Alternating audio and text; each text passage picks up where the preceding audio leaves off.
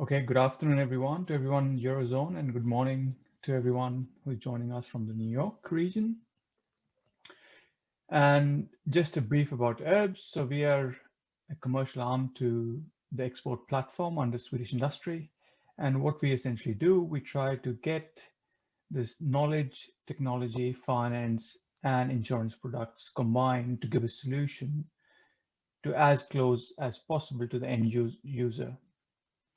And one of the main reasons is that since we know we have the technology that is proven, robust, and reliable in the Nordic countries that can be exported to different parts of the world, we try to find gaps in the system why these things can't be exported or what is hindering it. So that's where we come in.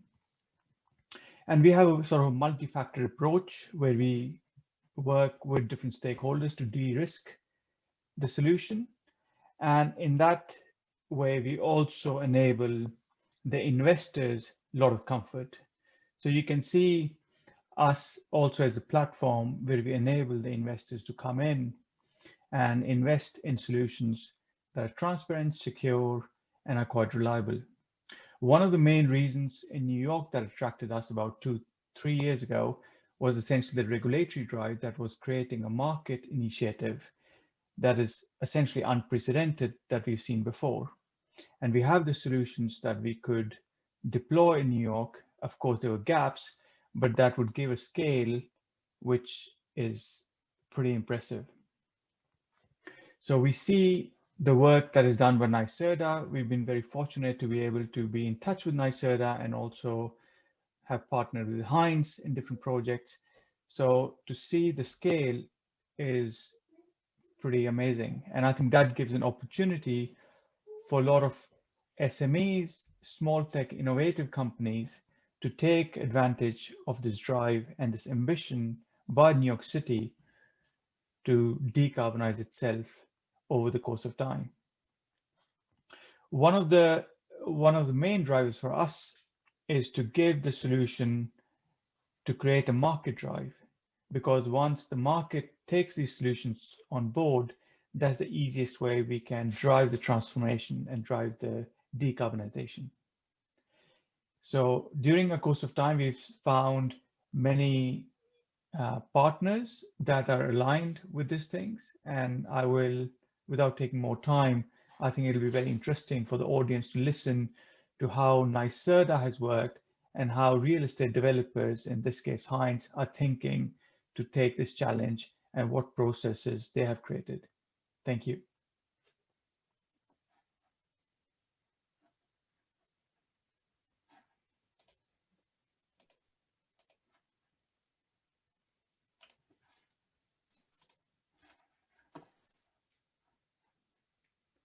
Ben, I think over to.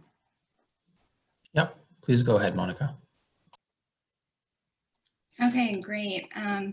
Thank you so much, Will. I think that was a great segue and introduction to my portion of the presentation.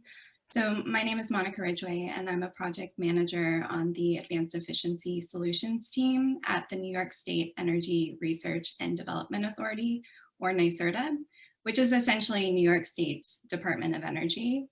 Prior to joining NYSERDA, I worked for an energy efficiency startup here in New York City called Radiator Labs, and designed clean tech innovation programs at C40 Cities Climate Leadership Group, where I worked with Henrik, Scott, and the rest of the clean team. So I'm really excited to be here today. It's my pleasure to kick off this discussion by providing an overview of the regulatory landscape in New York State, as well as New York City, which in our view creates strong market conditions to accelerate innovation and investment in the building sector and help make New York State a low carbon retrofit hub, serving really as an entry point into the broader US market for international solution providers, as Will mentioned a bit earlier. So the two pieces of legislation that I want to highlight today are at the state and city level. First, at the state level, we have the New York State Climate Leadership and Community Protection Act, or the CLCPA, which was signed into law in July 2019. The CLCPA sets the most aggressive greenhouse gas reduction goals of any major economy, codifying a series of clean energy targets and setting commitments to environmental justice and benefiting disadvantaged communities. So in numbers, you can see here on the slide, many numbers, but to call out a few, so we have an 85% reduction in economy-wide emissions by 2050, 100% zero emissions electricity by 2040, as well as other ambitious renewable generation, storage, and efficiency targets, including 22 million tons of carbon reduction through energy efficiency and electrification. And again, these have all been codified into law. So at the city level, which Will referred to earlier, we have the New York City Climate Mobilization Act, which also passed a little over a year and a half ago. And the real estate community, sustainability community has had many conversations about this, and it's really shifting the market. So the CMA consists of several climate laws that are designed to drastically cut carbon in New York City. And at the centerpiece of this legislation is the Local Law 97, or the Buildings Mandate, which requires all buildings over 25,000 square feet to meet ambitious climate reduction targets and imposes fines based on these limits, beginning in 2024 and ramping up in 2030. And the legislation covers approximately 50,000 buildings and which account for nearly 60% of the city building area. And we know that, in New York City, buildings account for around 2/3 of citywide carbon emissions. And so deep energy efficiency, retrofits, and electrification are absolutely essential to meeting our state and city level emission reduction targets. And, in our view, poses a really incredible opportunity for the private sector to come in, innovate, and implement the solutions and create jobs for New Yorkers. And Will called this out, but an analysis by the Urban Green Council, which is a great organization to go to. I shared a link on this slide for more information. They have a lot of resources about the Local Law 97. And they show that if all buildings choose efficiency to meet their carbon goals, then the retrofit market opportunity in New York City could be over 20 billion by 2030 and create over 100,000 jobs by 2030. So of course, we need this investment now more than ever to help us build back better in a post-COVID world. So finally, I want to call out just 2 programs that my team at NYSERDA has recently launched to help accelerate innovation in the building retrofit sector. NYSERDA runs many other programs, so I highly recommend that anyone who is interested in doing business in New York State to go to the link that I provided in this slide to look at all of our funding opportunities. But first, the Innovative Market Strategies Program is a $10 million grant program that seeks to fund market tests that demonstrate promising and novel approaches to scaling the adoption of energy efficiency and distributed energy resources across New York State, with an emphasis on solutions that benefit low and moderate income New Yorkers.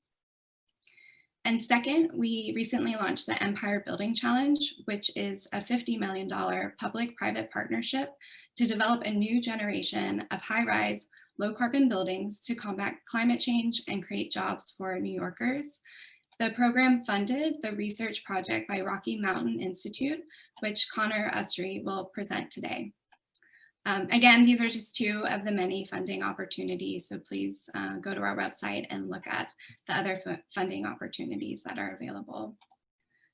So with that, I would like to hand it over to my colleague, Jared Rodriguez, who spearheaded the launch of the Empire Building Challenge to provide an overview of the program objectives, as well as some key areas of business opportunities that we see for the decarbonization of high-rise buildings. Hello, good morning from New York. Jared Rodriguez, I'm the principal of Emergent Urban Concepts, a sustainability and urbanism advisory firm. I was brought in to work with NYSERDA to develop the Empire Building Challenge. And I participate on the team with Monica and the rest of our team to design and launch the program, which is actually just launching now. We expect to announce our first cohort of real estate partners, hopefully in mid-January, so keep an eye out for that. So the aim of the Empire Building Challenge is to recruit best-in-class technology providers, so it's pretty appropriate that we're on this webinar with you this morning.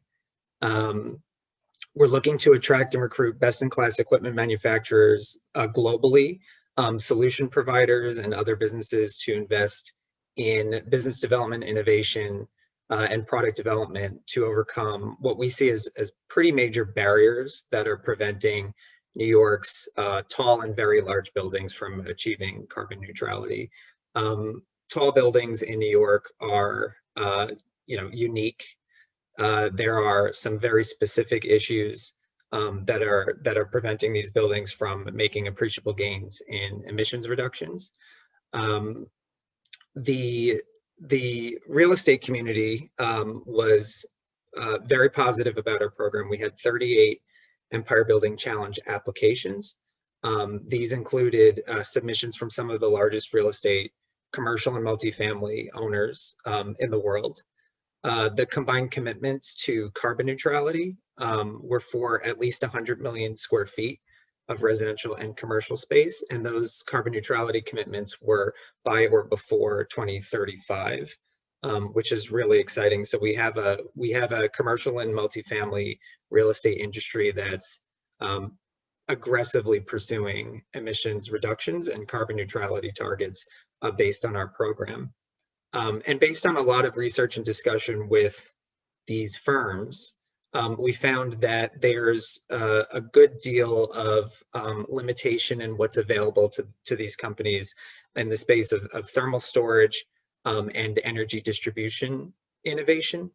And we think that these are key areas where we need innovation in order to overcome some of our decarbonization barriers. We're also really looking for novel business models,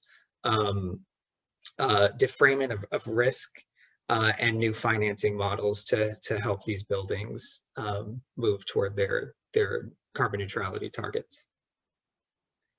And from here, I'd like to pass it on to Connor from Rocky Mountain Institute. Actually, Michael Izzo from Hines, one of the many large real estate firms in New York City.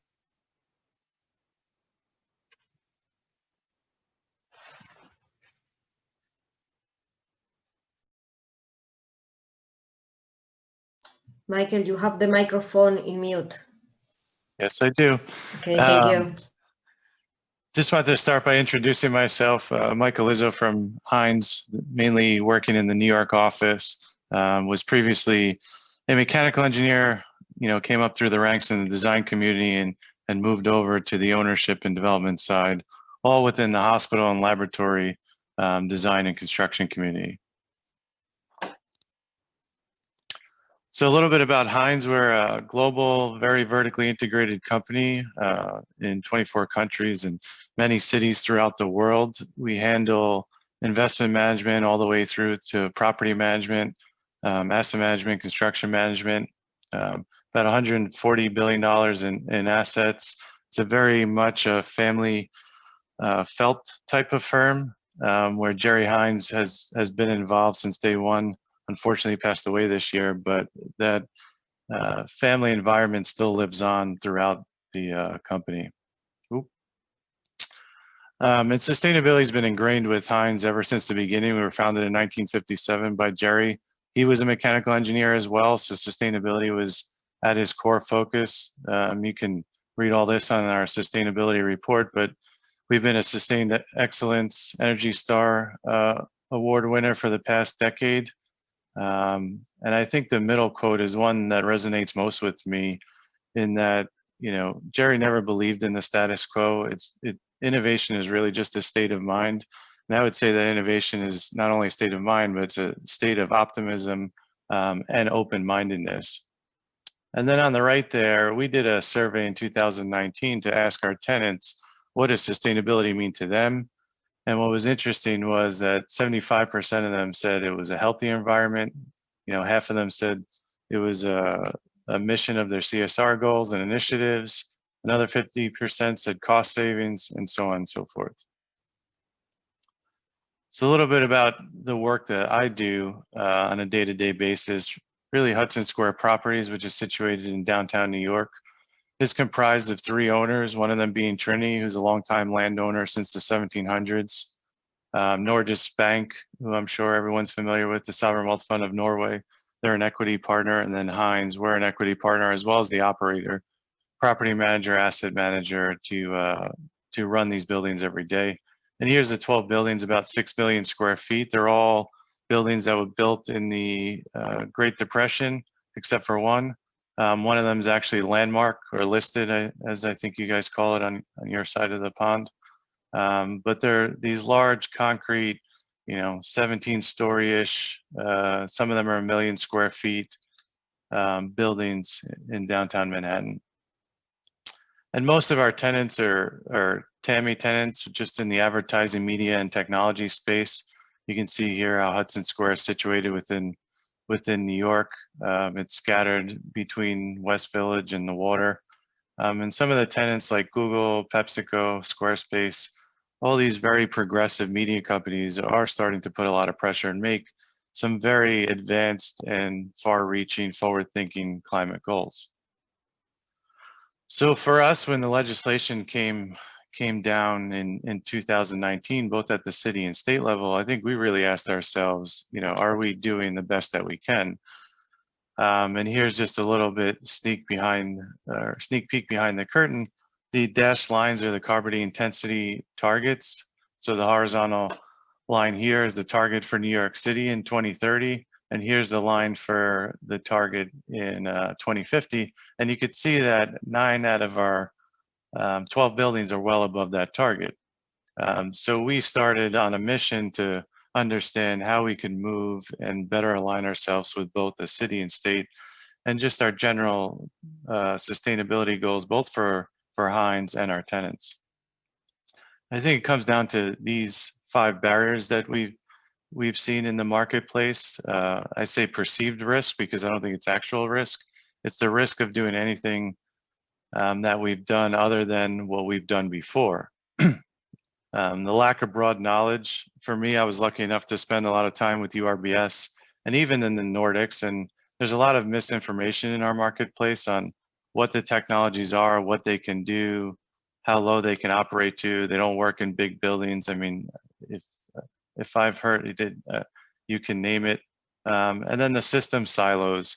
Really, a more integrated approach is not the way we approach projects. It's very much in an efficient manner. So, the design engineer who's responsible for the design, there's an energy modeler who is responsible for the loads within the building. And then we have systems engineers who are responsible for the equipment that's designed to be implemented into those buildings. And none of them in that competency stack really have the knowledge on the financial side in order to make the business case for a building.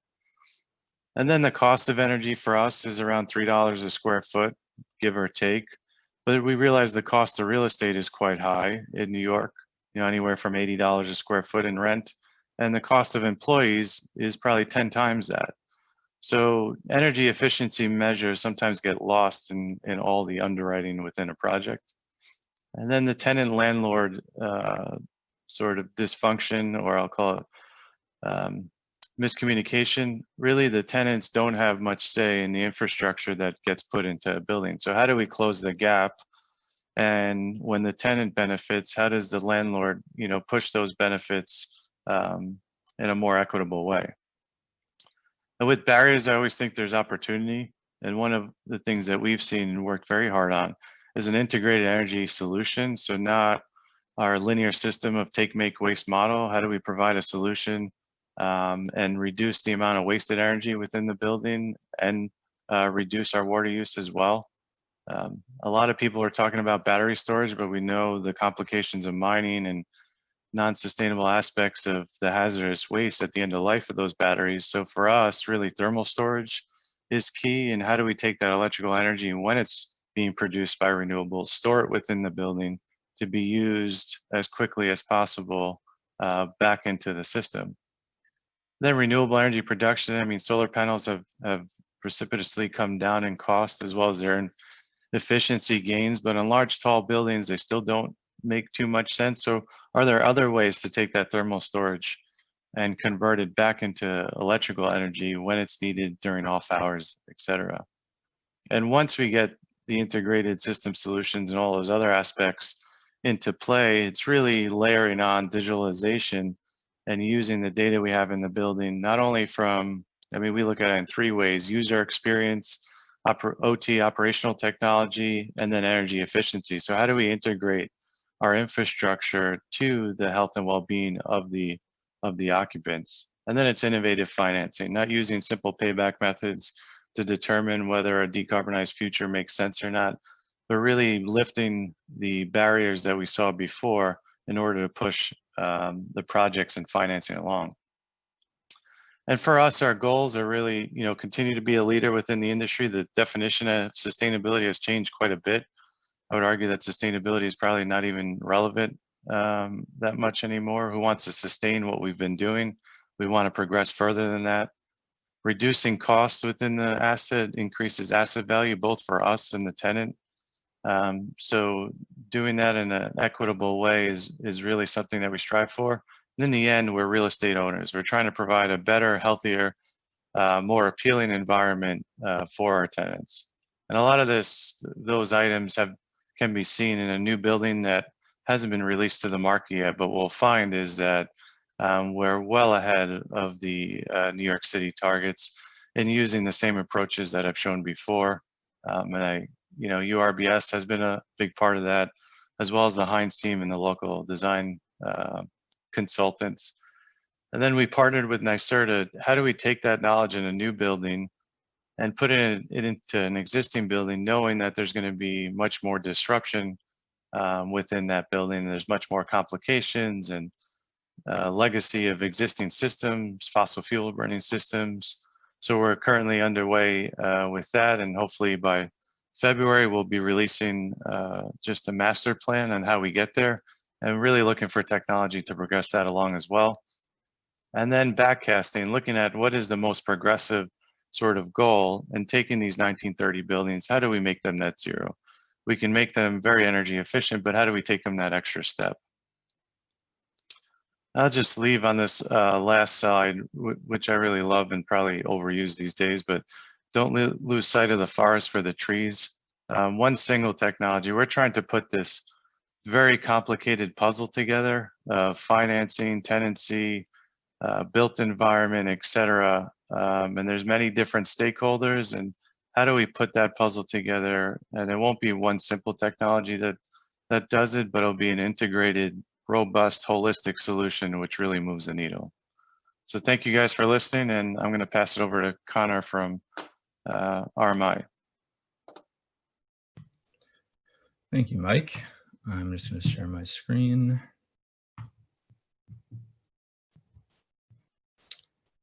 Is everyone able to see my screen?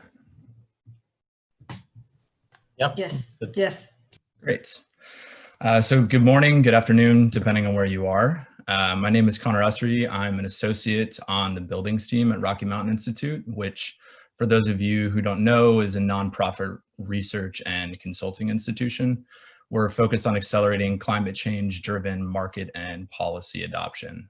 My team at RMI was able to work with NYSERDA to develop a database of technologies which can be used to decarbonize buildings in New York and beyond as part of the Empire Building Challenge process. So what I'll be addressing today are the project's objective and scope, some of the feedback from a variety of New York stakeholders, an overview of the database that we developed, and insights from the research process throughout. So under the contract with NYSERDA, we were given the opportunity to inventory, categorize, evaluate, and track different building decarbonization technologies that are existing as specific barriers, and we're trying to prevent or we're trying to allow for these tall buildings to achieve carbon neutrality. So for now, the database is a very specific intention. The work that my team has done stems from a need to assist the Empire Building Challenge participants. These real estate firms hold large commercial and residential buildings like Hines in New York, and the hope is that the decarbonization retrofits of these tall buildings will serve as a guiding point and spur more decarbonization efforts in New York as a whole. So the broader vision of this work, which is still under development, is to build on this database and extend it into an extensive resource for a variety of different users. The database we see as being particularly applicable to a few different user groups. The primary focus will be on building owners who are looking for someone to vet new products. Design teams, especially engineering groups, would look to the database as a singular resource for new technologies to implement. And lastly, for venture capital firms and accelerators, this resource would offer an unbiased investigation into the most promising technologies. For example, RMI has an accelerator offshoot called Third Derivative, and they're focused on supporting climate tech. And while they accept rolling applications, they would likely look to our database to consider companies or fields to invest in. So why did we focus on energy distribution and thermal storage for this iteration? We believe that both of these can be critical enablers and first steps towards carbon neutral building retrofits, and that they're often overlooked in favor of more glamorous technologies. Advances in energy distribution, for example, can reduce heat transfer losses and enable efficient low carbon heating and cooling sources. A great example is that electrification relies on equipment that's compatible with low temperature supplies, like heat pumps and waste heat recovery. Advances in thermal energy storage, on the other hand, can reduce equipment sizes and enable waste heat utilization, which can help to overcome electrical capacity constraints that exist in a lot of buildings in New York. Thermal storage can enable demand flexibility as heating becomes electrified, and has the potential to reduce average daily loads and save heat for later in the day. So before we get into the database itself, I want to talk a bit about some of the insights that we gleaned from the real estate partners and engineering firms that we consulted with. In addition to the standard barriers with operations like minimizing tenant disruptions and split incentives, we identified a few major barriers that exist in carbon neutral building retrofits. To talk about a few, we heard that there's limited space available for thermal storage or other additional systems. We were told that when shifting to electrified buildings, that the electrical capacity at the building and local distribution levels can be a major barrier in some cases. And while that's obviously situational, it's something that needs to be considered. Designers, specifically engineers, we heard often were not incentivized to innovate, and that's due to liability and compensation structures that exist in New York and the US in general. We also heard that there's definitely a need to grow local expertise. There are a few firms that have experience with carbon neutral retrofits in tall buildings in New York, but not enough for the market to evolve as a whole. Economics are a primary barrier. And though energy costs and carbon penalty fines as a result of laws like Local Law 97 that Monica and Jared were addressing before, they're starting to drive more attention towards the efficiency needs as this energy becomes more expensive. Many folks are concerned that it is at the very least difficult to go beyond 80% electrification currently, since backup heating in New York is typically needed for the coldest days.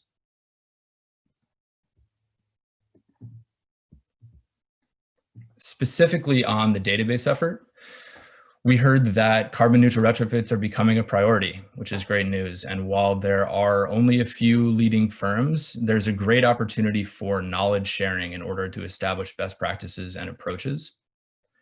We confirmed that real estate firms are often overwhelmed by vendor outreach and would appreciate a database like the one that we've developed or from another third party to evaluate and filter through some of those products. One of the more unexpected things, and this is what Mike was actually just addressing, is we actually found that a lot of engineers and real estate owners would like to see design approaches and detailed case studies that don't just involve a single technologies brochure or spec sheet. And that one of the key reasons why real estate firms or engineers are worried about installing new technologies is that there's not enough proof that they work in buildings similar to their own in New York. Lastly, that they would like to see the database expanded into different technology areas. So to dive into the content of the database itself a bit, we collected a large swath of vendor data, as well as ran a number of different analyses and calculations to categorize, validate, and organize the database into something that would actually be useful for the Empire Building Challenge participants as they decide on the best route to achieve carbon neutrality. We've highlighted a couple of the important categories here. And while this isn't everything, we feel like it's a good introduction to the database. So for the technology data, we provided this in order to help users discern how ready the technology was for the market, what some of the key risks there were to deployment, and what barriers might prevent the scaling of the technologies in the marketplace. For applicability, the database was structured to be searchable by what sort of buildings and systems certain real estate groups would actually have in their portfolio. For example, if they were looking to retrofit a heating system, a user could filter by steam distribution with minimal tenant disruption and find the relevant technologies that we vetted. To address decarbonization specifically, we did a number of different climate impact calculations specific to the potential for decarbonization in New York at a building level, as well as at a state level if they achieved a significant market saturation. We also evaluated their cost effectiveness potential for stakeholders who were looking to budget their projects. And lastly, we evaluated the technology's stage of growth and what reasons we deduced for their slow or fast adoption, since oftentimes building owners are weary of technologies with minimal installation examples.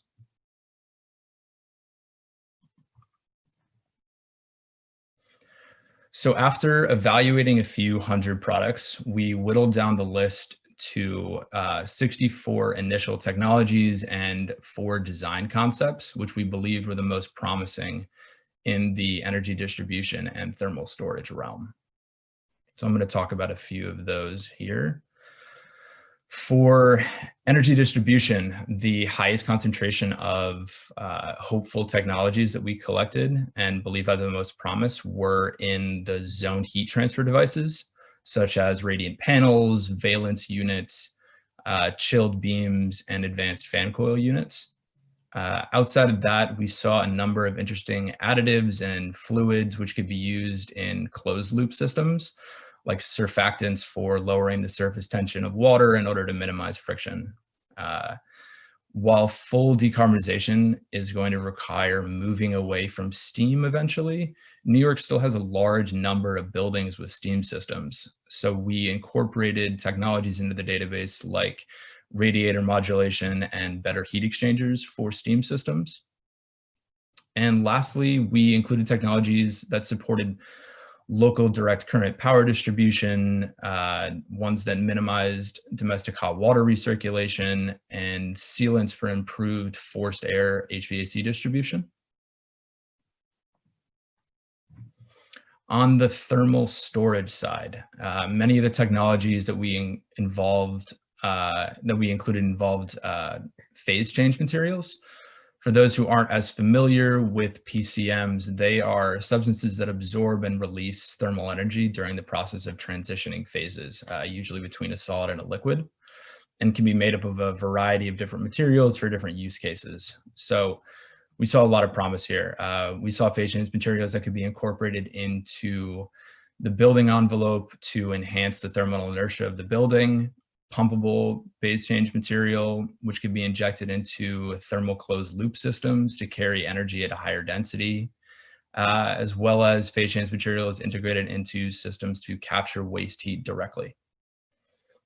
While they've been around for a number of years, ice storage systems are starting to get more attention and adoption these days. And we found a number of products that have further refined their construction and made modifications to better fit distributed systems, which are going to be important for buildings that have minimal space for centralized systems.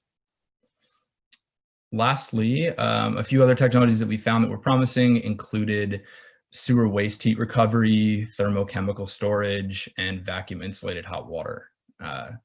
So the point of this database overall of this slide is to point out that there is quite a bit of innovation in the technologies that I listed here in blue, but outside of that, we're really looking for some innovations. So I'll touch on that a little bit here. So we discovered and validated where we thought that innovation was needed, and this was echoed by a number of engineers and designers and real estate partners that we spoke with. So in the energy distribution space, we heard that it's particularly hard to find products that specifically cater to retrofit projects. While there are often interesting technologies for new builds, energy distribution upgrades are going to be pivotal for existing buildings to achieve carbon neutrality. And with the exception of a few products like easily installable radiant ceiling panels, for example, it was difficult to find technologies that were minimally intrusive, which is going to be key for not disturbing tenants that are already existing in spaces. Waste heat is also a large issue for tall buildings in New York, and there are not too many available solutions for moving this waste heat, like how to integrate it with various energy sources and sinks throughout the building. As I said in the last slide, steam is still prevalent in New York buildings, and we weren't able to find a great solution for how to convert existing single or double pipe systems that are used today into more efficient forced hot water systems, which are installed in new buildings. And we think that would be a pretty major breakthrough in the space. The last thing that we want to see on the energy distribution side is structural wall penetration systems that can be used to retrofit refrigerant or water piping. That way, existing buildings can benefit from the increases in efficiencies that come as a result of better energy distribution in the space.